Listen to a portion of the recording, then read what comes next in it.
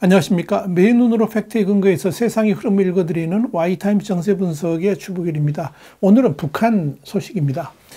김정은 북한 국무위원장의 평양 집무실 주변에서 여러 건의 수상한 공사가 진행 중인 사실이 포착돼서 그 배경에 관심이 쏠리고 있습니다.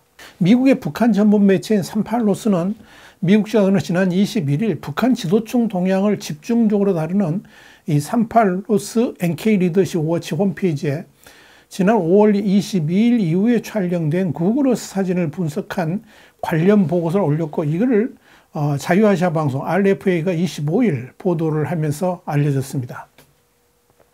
미국의 싱크탱크인 스팀슨 센터의 마이클 매든 개건 연구원이 쓴 이 보고서는 김정은 총비서의 사무실과 주거공간, 연회 및 유흥시설 같은 이런 세 곳에서 진행되는 공사 현황을 상세히 밝히는 내용이 실려 있습니다.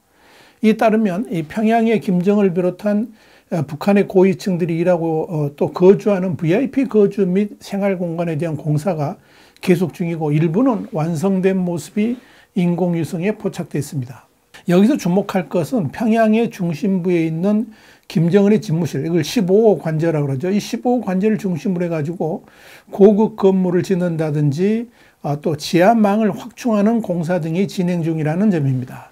주변에는 북한의 핵심 엘리트 거주지와 노동당 본부 등이 있습니다. 특히 15호 관저로 통하는 서성거리에 흰색 트랙이 깔린 모습이 나타납니다. 이는 굴착 작업과 파쇄 콘크리트를 대량으로 옮기기 위한 것으로 보입니다. 그리고 이 건축 현장 북쪽으로 243m 떨어진 보안구역 앞 도로에도 트랙이 깔리는데, 이건 이 보안구역의 지하에 김정은과 측근들이 이동하는 용도로 사용되는 지하터널이 있는 그 지역으로 알려집니다. 그렇다면 이 지하터널 네트워크의 확장 및 보수 공사가 진행 중인 것으로 이렇게 추측할 수 있을 겁니다. 여기에 대해서 매든 연구원은 이는 이 대규모 굴착 작업이라든지 파쇄된 콘크리트 철거와 관련된 공사를 뜻할 수 있다 그러면서, 김정은이 집무실 인근 지역에서 이동할 때 지하터널과 지하도로를 사용하게 되는데, 해당 보안단지는 지하망, 그러니까 언더그라운드 네트워크의 지상본부라 그러면서 이 추측컨대 이런 건설 현장은 이 지하망 확장이나 개선을 위한 것일 가능성이 높다, 이렇게 분석을 했습니다. 자, 이런 점에서 한국과 미국의 대북 참수작전에 대비한 관련 공사일 가능성이 제기가 되는 겁니다. 또한 김정은 집무실에서 남쪽으로 188m 떨어져 있는 해방산 단지 옆에 부지의 동쪽을 보면 굴착기 2대와 트랙 2대가 굴착 작업을 하는 모습이 포착되는데, 이 지역 건물 4채의 골조 공사는 모두 마무리된 것으로 보입니다. 그리고 기타 작은 건축물 공사가 현재 진행 중입니다. 4개의 건물들을 연결하는 회랑 또는 이 5개 통로 공사는 아직 진행되지 않고 있습니다. 이 부진의 건물의 배치와 규모를 감안했을 때 이 지역의 건물은 대규모 주거 건물이거나 연회 또는 유흥시설일 가능성이 큽니다. 이와 함께 김정은 집무실과 공식 관저인 15호 관저 사이에 있는 연회장 및 생활지원 건물도 확장 개조됐습니다. 5월 22일자 구글어스 영상을 보면 층을 올리는 등의 개조 작업이 대부분 끝난 상태였습니다. 그런데 부지 근처에 건설 장비가 있는 걸 보면 아직 실내 마감 공사는 끝나지 않은 상태로 확인됩니다. 그런데 사진으로 보면 외관이 화려하게 장식되어 있어서 김정은의 또 다른 관저이거나 외국 VIP용 영빈관일 수도 있다, 이렇게 보입니다. 영빈관이 아니라면 2018년과 2019년에 진행된 김정은 집무실 개조 공사의 연장선상일 수도 있습니다. 당시 이 노동당 중앙위원회 청사를 김정은이 외국 방문객을 맞이하고 국내 정치 업무를 처리하는 곳으로 바꾸는 공사가 진행된 바 있습니다.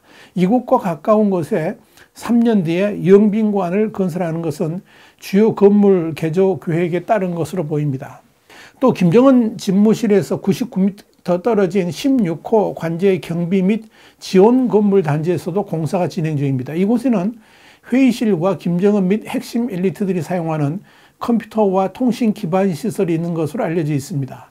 5월 22일 구글 영상에 이 지역 두 곳에서 공사가 진행 중인 것으로 확인됐습니다. 이와 함께 5월 21일, 22일 사이에 9채의 호화 건물과 이 경비사령부 청사가 창광산 단지에 완공된 것으로 확인됐습니다.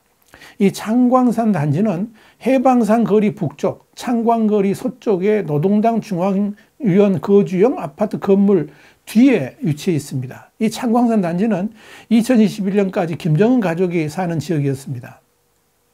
2012년까지 김정은과 형 김정철이 어린 시절을 보낸 김정일 26호 관저와 김정일의 여동생 김경희와 장성택 부부의 거주지 및 영화 필름 등을 보관하는 이 김정일 개인 도서관이 있었던 곳으로 현재는 호위총국 2국, 그러니까 일명 창광호위국이 사용하고 있습니다. 창광호위국은 김정은과 가족 및 핵심 엘리트의 가사와 보급 및 개인 활동 지원을 담당하는 곳입니다. 동시에 이 창광산 단지 남쪽 지역에 8채의 호화 건물이 건설됐습니다.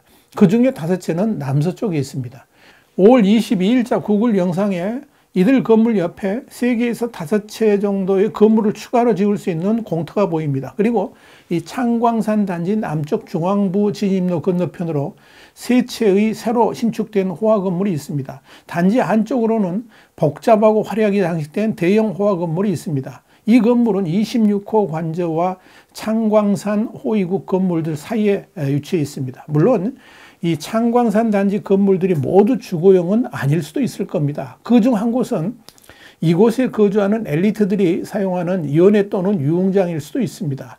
평양 북쪽의 성복리 55 관저 단지에 있는 이 김정은 가족 주거지 건물과 흡사하게 지어졌습니다. 이 지역은 김정은 가족 및 또 김정은의 어머니 고영희 가족 그리고 김정은 처가인 이설주 가족이 거주하는 용도일 가능성도 있습니다. 또 현송월, 김정은 개인비서 등 이런 김정은 총리하는 측근용이거나 또 가능성 크지 않습니다만 아파트에 모여 살기보다는 단독주택을 희망하는 다른 북한 고위층용일 수도 있을 겁니다. 이들에게는 통상 아파트 한 개층 전체가 주어집니다. 그러나 이 많은 주택에 거주하는 사람들은 한두 사람에 그칠 가능성이 크죠. 또 김정은이 암살 표적이 되는 것을 피하기 위해서 옮겨 다닐 수 있도록 이 호화주택 여러 채가 필요한 것일 수도 있을 겁니다.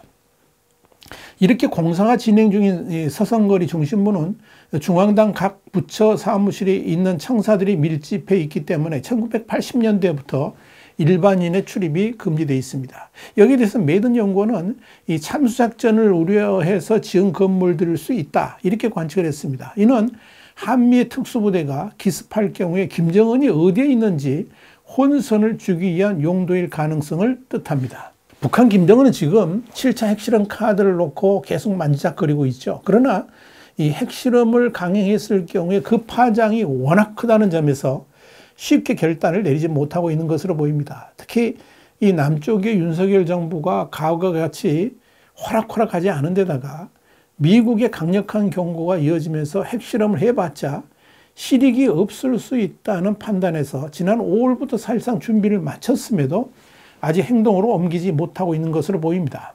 대신 김정은은 지난 8월 17일 오전 서해상으로 순항미사일 2발을 발사한 데 이어서 모처에서 이 발사체 추정 물체에 액체 연료를 주입하면서 도발을 준비하고 있는 것으로 보입니다. 한미 정보 당국은 이 화성 계열의 대륙간 탄도미사일, 그러니까 ICBM이거나 이 중거리 탄도미사일, IRBM 같은 중장거리 미사일의 도발 징후 있다고 보고 이 감시 자산을 증강해서 관련 동향을 집중 감시하고 있습니다. 자, 이런 상황에서 한미 양국군은 지난 7월 14일부터 8월 9일까지 미국 캘리포니아주 모하비 사막의 포트 워인 국립훈련센터에서 유사시 북한 지도부를 제거하는 참수작전을 수행했습니다. 그런데 특이한 것은 유사시의 북한 지도부를 제거하는 이른바 이 참수작전을 수행하는 한미 특수전부대 대원들이 미국 현지에서 함께 훈련하는 건 이번이 처음이라는 사실입니다. 특히 이번 참수작전 훈련에 투입된 우리군의 13특임 여단이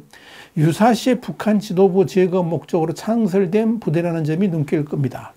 지난 정권을 거치면서 사실상 와해된 참수부대를 정식으로 확실하게 부활시켰다는 점에서 주목을 받고 있는 겁니다. 여기 한미 양국은 실제로 언제든지 참수작전을 펼칠 수 있는 준비를 해왔습니다.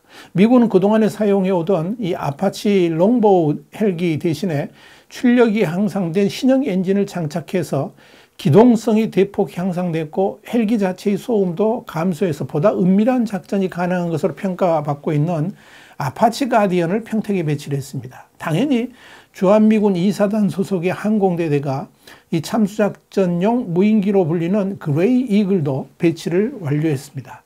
그레이 이글은 최대 30시간 동안 최고 시속 280km로 비행할 수 있기 때문에 적의 레이더에 걸리지 않으면서도 한반도 전역에 대한 이 정찰 능력을 갖추고 있습니다. 또한 아파치 가디언 헬기와 연동 작전도 가능합니다. 한마디로 언제든지 명령만 내려지면 작전 수행이 가능한 상태인 겁니다. 자, 이런 한미 양국군의 동태에 김정은이 신경 쓰지 아니할 수가 없는 거죠. 특히 지난 하노이 미북 정상회담 때 당시 트럼프 대통령이 김정은에게 미국이 정찰한 김정은의 위치 등을 암시하면서 겁을 줬다, 이런 소식도 전해집니다. 그러니까 김정은이 한미 양국의 참수작전을 두려워하지 않을 수가 없는 겁니다. 아마도 이번 평양의 김정은 처소 관련 대대적인 공사는 아예 김정은이 미군의 정찰기에 노출되지 않도록 지하로만 통행을 하고 잠자는 숙소 또한 여러 군데로 만들어 놓고 이 한미 양국의 참수작전을 회피하려는 시도를 한 것이 아닌가 보입니다. 그만큼 두려워한다는 증거겠지요. 와이타임 정세분석이었습니다. 다음 시간에 더 핫한 이슈로 여러분을 찾아뵙겠습니다. 감사합니다.